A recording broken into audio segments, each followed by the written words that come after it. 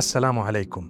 Allah Almighty loves that you call out to Him. He has created us in a way that we have needs, and those needs, He says, He will meet the needs. He wants you to call out to Him.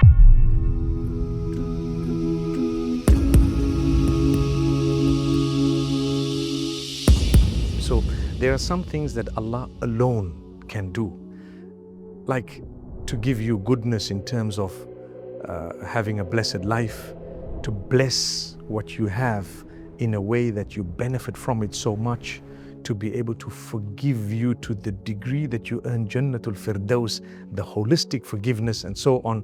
That is in the hands of Allah subhanahu wa ta'ala. Then human beings have a certain capacity as well within which they can do certain things. For example, if I've wronged you, I need to seek forgiveness from you. Please forgive me. But I also need to ask Allah to forgive me, because while I wronged you, I transgressed against Allah. So it's slightly different. But today we want to address the issue of calling out to Allah, because it is one of the greatest acts of worship to pray and to ask from Allah. We normally ask with our hands, cupped together as though we're begging for something. And we say, oh Allah, grant me, oh Allah, give me, and oh Allah, forgive me. So today I want to go through how to make a dua that is the most accepted, insha'Allah, by Allah subhanahu wa ta'ala. We're in the last 10 nights of Ramadan. This final stretch is very important. Every day, ask Allah, ask Him anything and everything. Nothing is impossible for Allah. Be convinced that He is able and capable, no matter what you're asking Him for. If you're terminally ill and you have a few days left according to the doctors, you call out to Allah, oh Allah, I know you can cure me, you will cure me, oh Allah, grant me the cure. Even if you did not survive, the fact that you called out to Allah with conviction is an act of worship sufficient to get you into paradise. So call out to Allah with conviction. He is able, capable. So what do I do? Firstly, not every time of the day is the same. It's better to call out in the last third of the night. And if it's daytime, better towards the end of the day. So the end of the day, close towards the time when you're opening your fast. Remember, we're talking of the last 10 days and nights of Ramadan. So towards iftar time, closer to the time of iftar, 10-15 minutes before iftar, you cry to Allah, oh Allah, I've just done a massive act of worship for you, accept it from me, and so on. You're going to cry at that time. Similarly, the last third of the night, the time of tahajjud, blessed moment, amazing. Allah Almighty wants you to call out to Him. That time is also a superb time. So those are preferred times. But that does not mean that you don't call out at other times. You can call out any time of the day or night. Now, what do? Firstly, it's better to precede your dua with an act of worship. So you've either given a charity, you've either, for example, done some salah, you've done a good deed, some adhkar, something, and then what do? I want to cry to Allah. I raise my hands and I start off my dua. When I want to start off my dua, two things are very, very important to begin with, just to kick it off. Number one, I need to praise Allah. Alhamdulillah, subhanallah. So alhamdulillah, alhamdulillah wa shukrulillah. Praise Allah, thank Him, and declare His greatness. Oh Allah, You are the greatest. Oh Allah, You are my Lord. I have none but You. Oh Allah, You are the one. Oh Allah, You have made me. Oh Allah, I will return to You. I am helpless. You are all able, all capable. What am I doing? I'm praising Allah. I'm declaring what I believe about Him. He is the greatest. And together with that, I will send blessings and salutations upon Muhammad sallallahu alaihi wasallam, because Allah chose him above all of us. And Allah chose him as a messenger for us. So I have to say, you can even start simply, Alhamdulillahi wassalatu wassalamu ala Rasulillah. That's very simple. I praised Allah and I started with salutations upon the Prophet Muhammad, peace be upon him. Okay, but if I can do it longer and more, even if it is in any language, it's okay. Because dua is not restricted to the Arabic language. Supplication can be in any language. So I started off praising Allah. I send blessings and salutations upon Muhammad sallallahu alaihi wasallam. Then I seek forgiveness. I seek forgiveness. Oh Allah, forgive me. That's the first thing I'm going to ask Allah. Because if Allah's forgiven you, ultimately, even if you don't get what you want in this world, you have paradise. That's the bonus. So do you get how it works? Ramadan, a month of forgiveness, where how do I know that? Every time the hadith speaks about whoever fasts for Ramadan, غُفِرَ لَهُ, they are forgiven all their previous sins. Whoever stands in Ramadan, they're forgiven. Whoever stands on Laylatul Qadr, forgiven.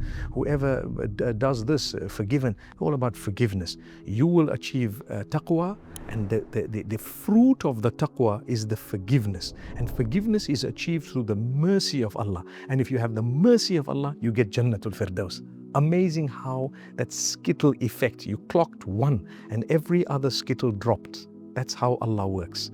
When you try to get to Allah, He says, I come to you faster. You won't even imagine. That's the blessing of Ramadan. So we praised Allah, we sent blessings and salutations upon Muhammad sallallahu alaihi wasallam, and what we did was we actually sought the forgiveness of Allah. And now I ask Allah what I want. What do you want? Don't be selfish in your dua. Don't break relations, and don't ask for something haram. If you say, oh Allah, help me to steal tomorrow evening, I'm going to pinch at this place, that doesn't work. That will turn against you. You cannot ask Allah to help you sleep through Salatul Fajr. You cannot ask Allah to help you go to the nightclub, to help you in your alcohol binges. No chance. You cannot ask Allah something haram. It's an insult and it's forbidden. In fact, you will earn a sin for that. So there must not be ithm in your seeking of supplication, making the supplication. And also don't ask Allah to break relations that you are supposed to mend. Oh Allah, I don't want to see his face again. Take him away from me. That's your brother. That's your father. Ask Allah to soften the hearts. Oh Allah, bring them towards the deen. Let us have a better understanding. Don't give up on that. So the hadith says, ما لم يكن إثما أو قطيعة رحم فيه إثم أو قطيعة رحم. The wording is a little bit different, but it says, for as long as there's no sin in your dua and there's no breaking of ties of kinship in the dua. Don't ask Allah to break a tie of kinship. Yes, if there's a bad person, very toxic, oh Allah, protect me from their harm. Correct. Oh Allah, help me to protect me from shaitan. We all say that. And help me, protect me from the evil of this person. Correct. But to ask Allah to break off a relationship, no. Make it work. And you try and you make amends, inshallah. And then you ask Allah whatever you want. Oh Allah, grant me health, grant me goodness, grant me wealth, grant me a good spouse, grant me children, make them good, make me this, take me to the moon, whatever you want. Anything you want, Allah can give it to you. So even those things you think are impossible, don't just say them for fun. Don't make a mockery out of a dua. But if you really want something, ask Allah. Don't be ashamed. He's your Lord. And ask Him with conviction, knowing that if Allah knows it's better for me, He's going to give it to me. And if He knows it's not good for me, He's not going to give it to me. And I will be pleased with both. And then once you're done with your dua, you send blessings and salutations upon the Prophet sallallahu alaihi wasallam again, the end of your dua. And then you praise Allah. That's why they say, Salamun ala al-mursaleen walhamdulillahi rabbil alameen. That means blessings and salutations, or salutations upon all the messengers, and all praise is due to Allah. So what did we do? We sent blessings and salutations, and then we capped it that way. So it's like a burger. You have a bread on either side, and then you have the mayonnaise maybe, and then you have the salads, and then you have the patty in the middle. The core of it is the dua.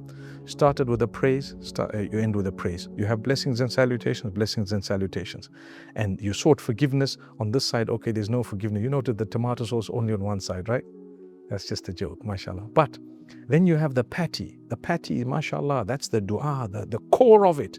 And Allah will grant you by His will, And the last thing I want to say is, when Allah does not give you, remember, you have to firmly believe it is through His love, His mercy, His knowledge, and His kindness that He did not give you. He will have in store for you in the hereafter something beyond your imagination.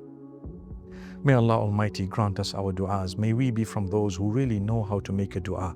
Sometimes because of the sins you're involved in, maybe your du'a might not be taken exactly as you want it. Sometimes because of the type of people we are, Allah does not accept some of the du'as.